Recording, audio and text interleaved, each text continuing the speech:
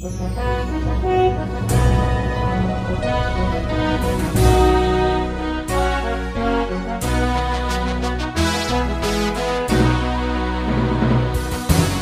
bagi saudara sekalian. Marilah kita siapkan hati dan pikiran kita untuk menyambut firman Tuhan. Kita berdoa. Kasih karunia dan damai sejahtera dari Allah Bapa kita dan dari Tuhan Yesus Kristus menyertai kamu. Amin.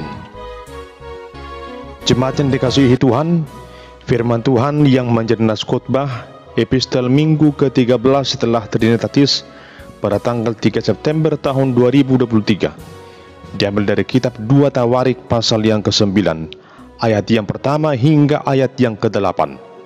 Beginilah firman Tuhan. Ketika Ratu Negeri Sheba mendengar kabar tentang Salomo, maka dengan pasukan pengiring yang sangat besar dan dengan unta-unta yang membawa rempah-rempah, banyak emas dan batu permata yang mahal-mahal, datanglah ia ke Yerusalem hendak menguji Salomo dengan teka-teki. Setelah ia sampai kepada Salomo, dipercakapkannyalah segala yang ada dalam hatinya dengan dia. Dan Salomo menjawab segala pertanyaan ratu itu. Bagi Salomo tidak ada yang tersembunyi yang tidak dapat dijawabnya untuk ratu itu. Ketika Ratu Negeri Sheba melihat hikmat Salomo dan rumah yang telah didirikannya, makanan di mejanya, cara duduk pegawai-pegawainya, cara pelayan-pelayannya melayani dan berpakaian, juru-juru minumannya dan pakaian mereka, dan korban bakaran yang biasa dipersembahkannya di rumah Tuhan, maka tercenganglah ratu itu.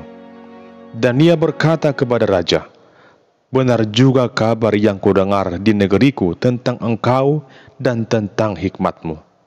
Tetapi aku tidak percaya perkataan-perkataan mereka sampai aku datang dan melihatnya dengan mataku sendiri.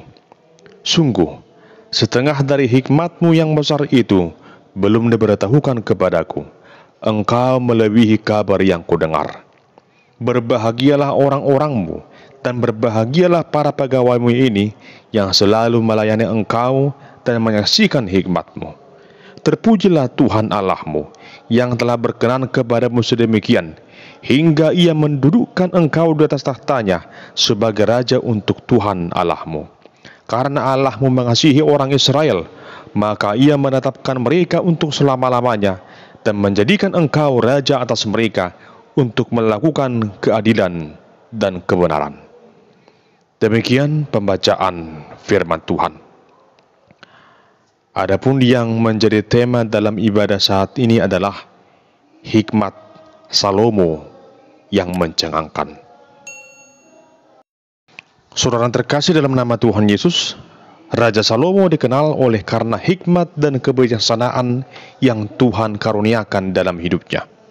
Dan lewat itu semua Raja Salomo dimampukan oleh Allah untuk memimpin Israel menjadi kerajaan yang termasyhur pada masa itu. Kejayaan Salomo sebagai raja yang paling berhikmat ternyata tidak hanya diakui oleh bangsa Israel, namun berbagai kerajaan di luar Israel juga telah mendengar kisah Raja Salomo. Dalam berbagai hal, Raja Salomo disertai dan diberkati oleh Tuhan, hingga akhirnya ia dapat mendirikan bait suci dan istananya yang begitu megah. Semua perihal yang terjadi dan yang dilakukan oleh Salomo menjadi berita yang viral pada masa itu, baik lewat hikmat, kebijaksanaan, dan keberhasilannya membuat banyak orang kagum padanya. Walau saat itu belum ada alat komunikasi seperti sekarang ini, namun berita tentang Salomo dan kejayaannya begitu cepat tersiar sampai ke penjuru tempat. Saudara yang terkasih, demikian halnya kisah yang dapat kita simak dalam perikop ini, tentang kisah Ratu Negeri Sheba yang juga telah mendengar kisah Salomo. Berawal dari kabar tentang seorang raja yang berhikmat dan kemasyhurannya yang luar biasa, seorang ratu dari negeri Sheba jauh-jauh datang untuk melihatnya secara langsung. Ratu ini adalah ratu dari negeri Sheba, pemimpin sebuah negara yang kaya raya, dan merupakan orang yang berpengaruh dalam hubungan dagang di jalur darat dan laut. Kerajaan yang dipimpinnya diperkirakan berada di selatan Jazirah Arab. Kisah pertemuan Ratu Negeri Sheba dengan Raja Salomo dilatar belakangi kondisi politik pada zaman itu, di mana pertukaran kekayaan antar raja merupakan tanda hubungan diplomatik dan perdamaian untuk kelancaran kerjasama bilateral ke depannya. Itulah mengapa Ratu Negeri Sheba datang dengan membawa banyak hadiah yang berharga.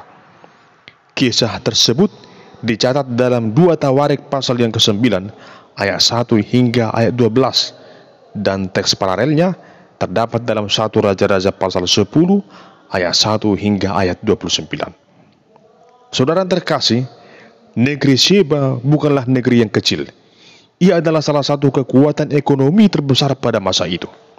Seorang pemimpin bangsa yang sebesar itu pastilah sangat rendah hati dan haus belajar bila ia masih mau menempuh perjalanan yang begitu jauh. Ia tidak berpikir agar Raja Salomo lah yang datang kepadanya. Namun oleh karena dia begitu rindu untuk berjumpa dengan Salomo dan mengetahui hikmatnya, ia mampu mengorbankan waktu dan tenaganya hanya untuk berjumpa dengan Salomo dan menguji hikmat dan kebijaksanaannya.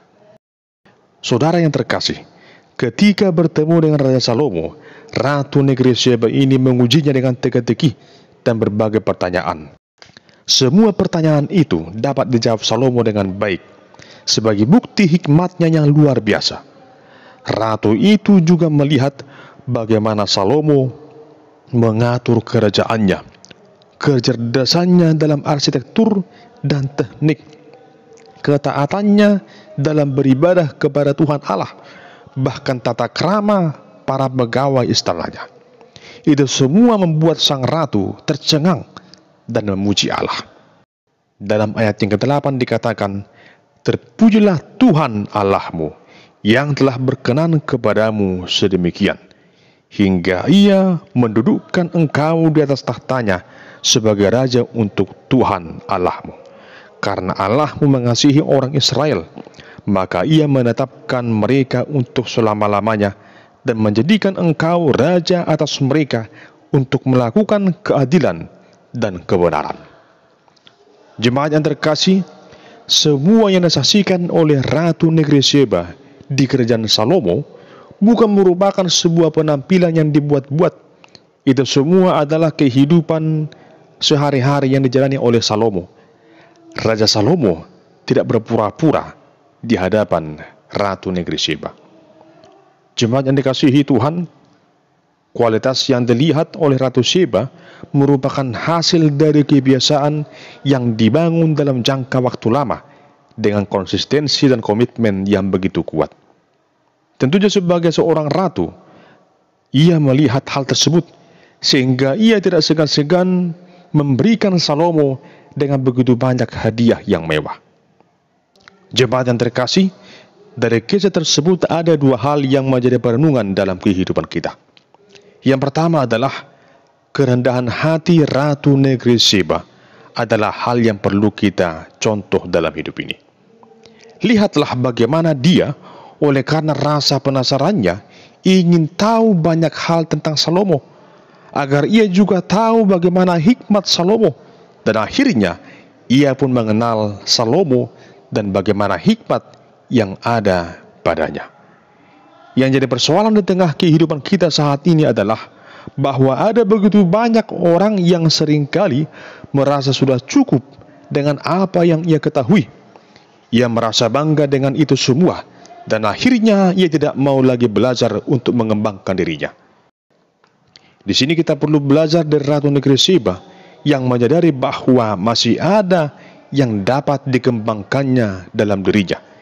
Dengan rela bersusah payah menempuh perjalanan yang begitu jauh hanya untuk mendengar hikmat Salomo.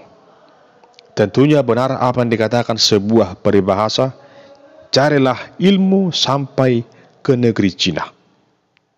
Jemaat Tuhan, oleh karena itu selagi ada waktu, mari berupaya untuk mengembangkan diri, mencari tahu lebih banyak akan beragam hal yang pastinya bermanfaat bagi kita.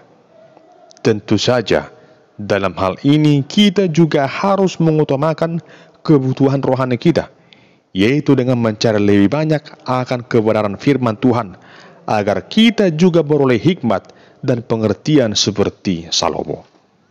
Yang kedua, jadilah pribadi yang dapat membuat dunia ini kagum akan kuasa Allah.